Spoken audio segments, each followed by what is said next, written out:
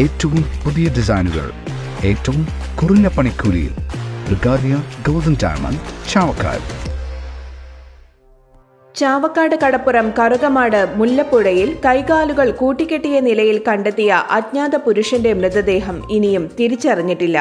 ഇന്ന് രാവിലെ 11:30 ഏകദേശം 60 വയസ്സ് പ്രായം തോന്നിക്കുന്ന പുരുഷന്റെ മൃതദേഹം കണ്ടെത്തിയത്. മുണ്ടും ഷർട്ടുമായിരുന്നു വേഷം.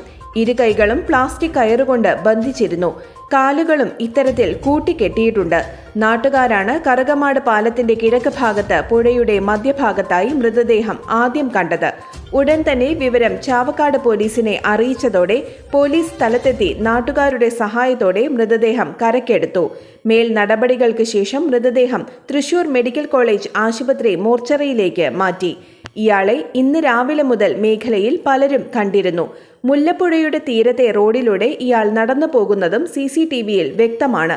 അതേസമയം ഗുരുവായൂരിൽ ഭിക്ഷയാചിച്ച് കഴിയുന്ന തമിഴ്നാട് സ്വദേശിയാണ് ഇയാൾ എന്ന വിവരവും പോലീസിന് ലഭ്യമായിട്ടുണ്ട്. അന്താരാഷ്ട്ര നിലവാരമാർന്ന 100% സംശുദ്ധമായ silver jewellery collections. Hand crafted classic silver ornaments. Platinum പോലെ silver. Alukkaran silver jewellery, Chettuva road, Chavakkad. Chettuva road, Vadanappally. Guruvayur മണ്ഡലത്തിലെ നാട്ടുവാർത്തകളുമായി സർക്കിൾ ലൈവ് ന്യൂസ്.